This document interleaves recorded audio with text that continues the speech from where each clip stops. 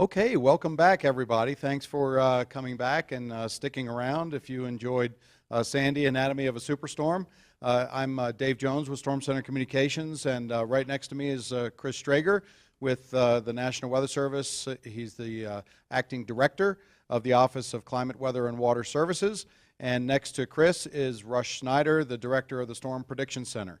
We had a lot of interesting discussions this morning during the presentations, and this is a very exclusive time, if you will, for any of you online viewers who would like to ask questions directly of Chris and Russ. So without further ado, we'll get started on that, and Sarah Maxwell, our social media producer, is monitoring all of your questions, and we'll be using my microphone, actually. I'll be walking it over to her. I'll actually do that right now. She'll be monitoring your questions, and then she can ask those questions to both Chris and Russ. So, Sarah, with your first question.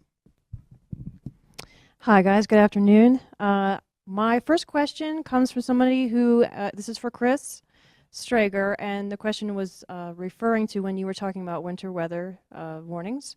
And his question is, would issuing a potentially dangerous situation or PDS for high-end threats be helpful?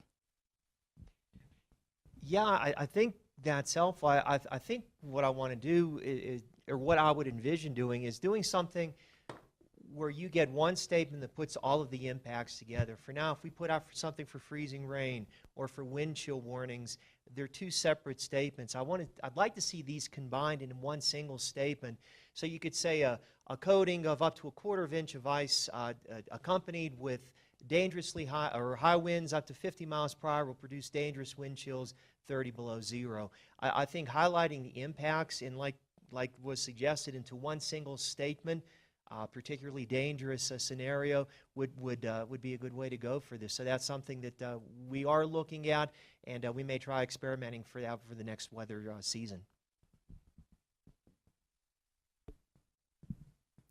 Great, thank you. This one is for Russ Schneider. How is your CAPE versus shear chart affected by lower frequency of high CAPE? Well, those charts that I displayed, most of them were just explicit counts of how many times an event has occurred in that particular portion of that, what we would call a phase space or a parameter space. And so the less frequent thing will show up as less common tornadoes. And so those were the lower numbers when we did the full counts on all tornadoes or even significant tornadoes up towards the extreme CAPE part of the spectrum. When you looked at the conditional probabilities, you saw the extreme CAPE come to life in terms of higher probabilities. That portion is not explored that often, even within a decade. And so there's definitely an undercounting, and there may be storms that we have not yet seen that can occur in these really extreme CAPE environments. So it's represented in terms of the number of counts, but someone would be right in not wanting to say just because there haven't been any counted in that portion of the space yet that they can occur. In fact, we would expect that to fill in over the coming decades. Remember, we're talking about extreme events, and we haven't seen the tri-state tornado or anything like it since the tri-state tornado in 1925. So just like the big tsunami in Japan, there are once in 100-year events, once in 200-year events, and many of those we haven't experienced yet. So even on that high-end side of the CAPE space, we're very much aware that this is a part that we don't understand all that well, and we have to stay very vigilant. Very good. The next question, when it comes to the 2 additional SPC storm risk categories, what kind of testing has been done to see how the average person responds to the categories marginal and enhanced?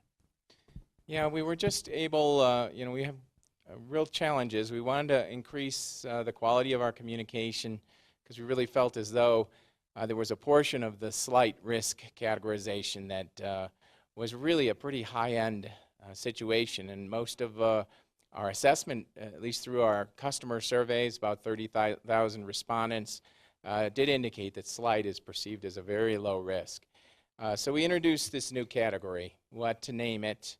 We looked at a lot of different names. We worked with social scientists We did pose this within in a couple alternative names within a customer satisfaction survey that the Weather Service ran for a considerable length of time and had 30,000 respondents. This isn't general public survey. This is public that frequents our websites, so it has a slightly different demographic.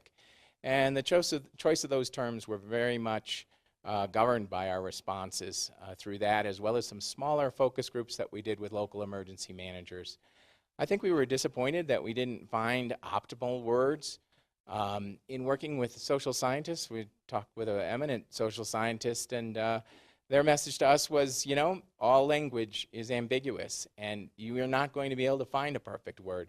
What you need to do, and this is what we intend to do, is combine that word with something like a numerical indication, with iconography, and with color schemes that indicate the level of intensity. And there are color schemes where the hotter colors people do tend to see as danger. That's common throughout our daily lives. So we're trying to use the knowledge from social science, but we were not able to do a really robust surveying of the public or focus groups. We just didn't have the resources to do that. But we are open to continuing to explore the naming of these terms and to shift them in the future if we can come up with more effective terms in partnership with social science and appropriate surveys. So this is not the end of it. So the key is to have these 5 tiers, and it's not so much the labels that we're choosing for this year. We're going to go ahead with them because we had to make some choices, or we would just have to wait another year, and that had difficulties of its own. But this is an ongoing process, and look for us to keep listening to you. If you have insights, send them to my email, and we'll certainly take those into consideration as we go forward. Well, I think this goes too, and some of the things we talked about earlier, is that first time out to shoot with some of these new changes, as much as you want to try to get all the input in that you can, you just simply can't foresee everything or get every bit of input. So I think it's fair to say that, Russ, not only for what you're working, then the other initiatives that we're going to be taking on as part of this Weather Ready Nation initiative are going to have things where we're going to have to go back and learn. We're going to have to take a look and see how is it working, get the feedback from the people once they get a chance to see it in action, and then make adjustments as needed. Yeah. Thank you, guys. This one is for Chris. Chris, could you describe a little bit the relationships that you have with other federal agencies when you're talking about Weather Ready Nation, for example, with FEMA? Sure. FEMA is probably one of the ones that I would have chosen, because I think the relationship over the past 3, 4, 5 years has really grown a lot. For those out there that may not know the structure of FEMA, there's 10 FEMA regions, and we've had success in getting liaison support to each of these regions during the big events. But I think one of the things that we've done the most, and I'm really happy about, is the establishment of a full-time liaison position with the National Weather Service that's located at FEMA headquarters. And this person gives a morning briefing every single morning to FEMA headquarters support staff. So we're not waiting now until something is immediately on the horizon. We're going out several days in advance, and the person there is able to work with FEMA headquarters personnel to see what actions need to be taken and to give them a heads up on this. And this is all going towards it too. I think, Russ, in your days of forecaster too coming up, you never really wanted to go out too far beyond just a couple of days, because nobody ever wants to be wrong. But these weather events are having such significant impacts, especially on highly populated areas, that you want to give the people as much heads up as you can, but still retaining that there's going to be some, how would you say, probability that may not come true. Having a person, boots on ground at FEMA headquarters, allows us to do that and keep in constant communication. And I'll add to that. We certainly leverage that core capacity. We work with Daniel Porter, who's the FEMA liaison, on a daily basis. And then as the risk gets much higher, we then work directly with FEMA and do coordination directly with FEMA representatives, with Daniel as an intermediary. So this partnership is becoming stronger each day. And it's really helping FEMA prepare and not be caught off guard by these major disasters. And Administrator Fugate mentions this frequently himself, how valuable this interaction with the Weather Service has been. And we aren't resting on where we're at now. We have very strong plans to push this forward in the coming weeks and months, even before this coming severe weather season. And I think it goes beyond too. FEMA is a great example, and like I said, it's the one I would have chosen. But I also think that there's examples too with the Center for Disease Control in Atlanta, where we're trying to work out some partnerships with them. Some other agencies as well, with the Department of Defense. We've traditionally had a good relationship with them.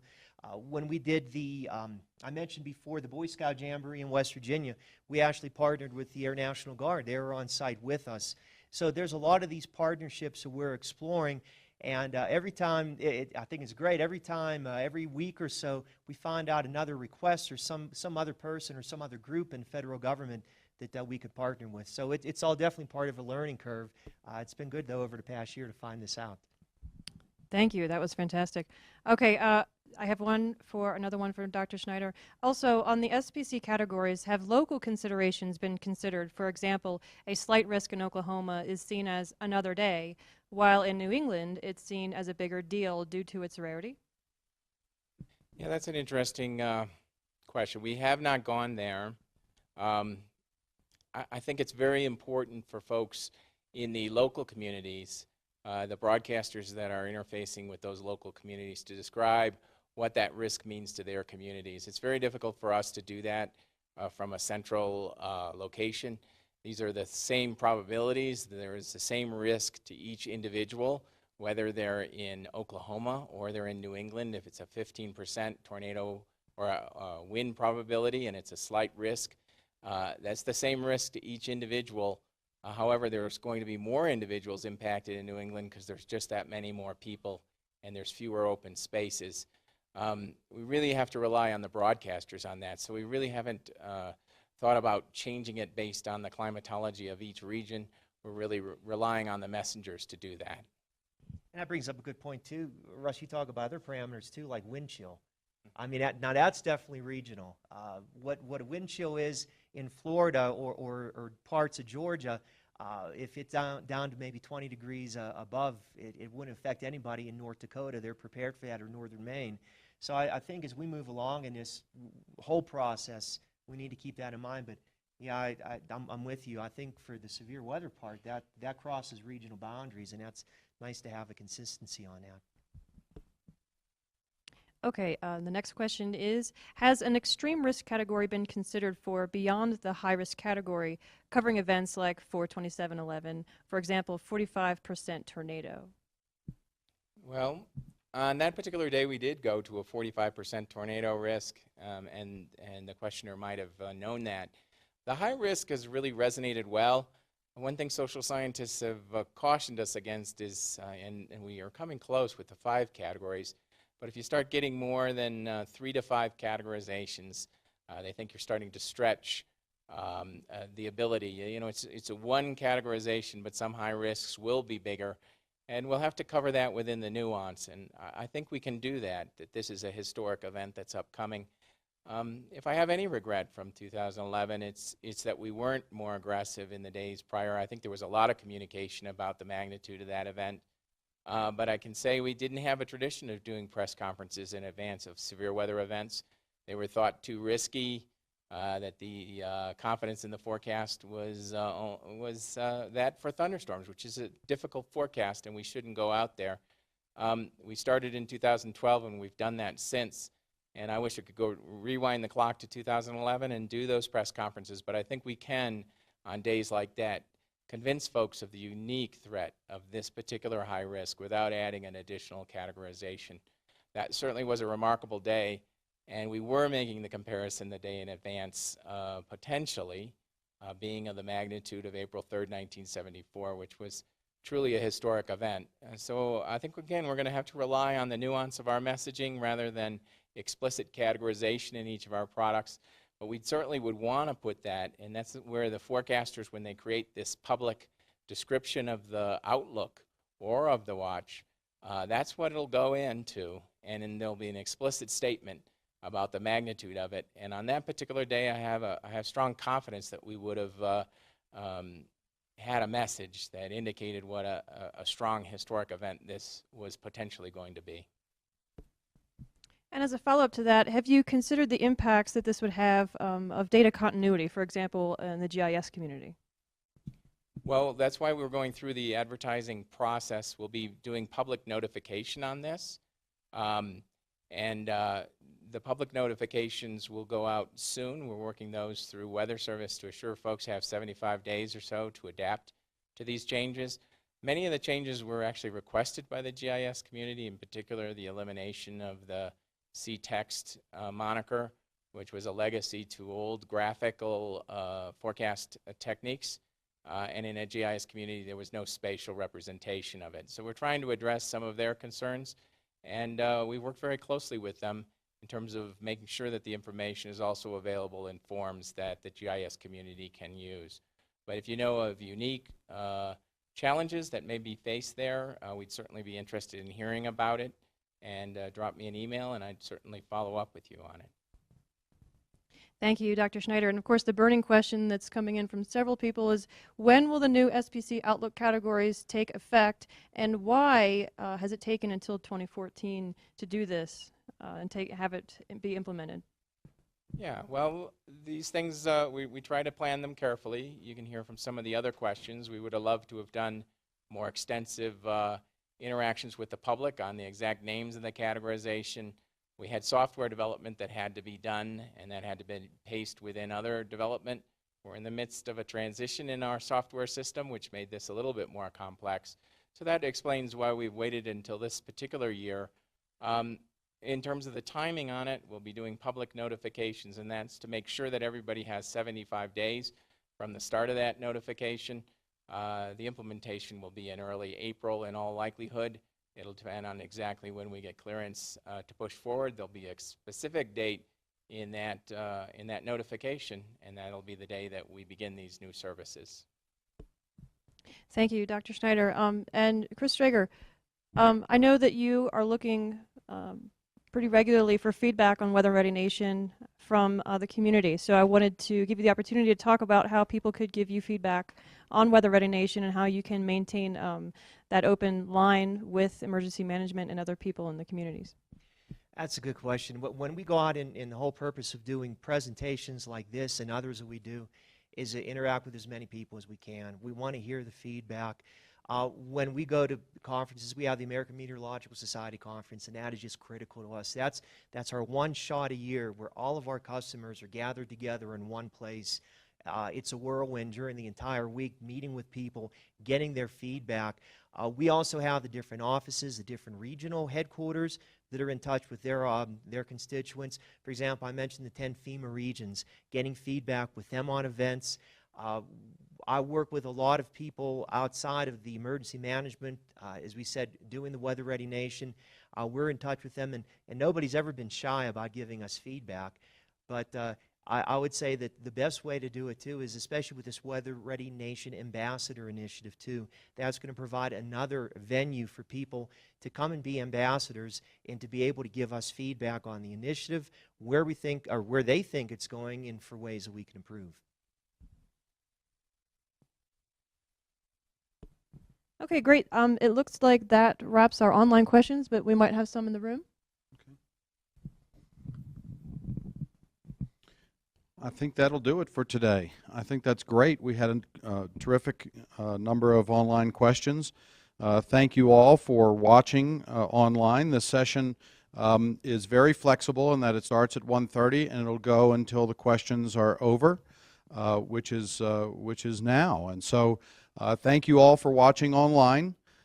Tomorrow we will reconvene at 7:30 Mountain Time, where we'll start streaming with the agenda and a little bit of video, and then we'll continue with the presentations. We'll have tomorrow Dr. Howie Bluestein, who is one of the preeminent tornado researchers around the nation. Howie will be speaking the first session starting at 8:30 Mountain Time. He will be talking about tornado intensity and chasing. Are they stronger? Is it worth it to chase? And the latest research and discussion. And then the next session after that will be Paul Cosin, the former winter weather expert for the Weather Channel, who now works for the National Weather Service in the Weather Prediction Center. He'll be talking about forecasting winter weather, what are the challenges, and there are many. So thank you all very much for watching, and we'll see you back here tomorrow morning.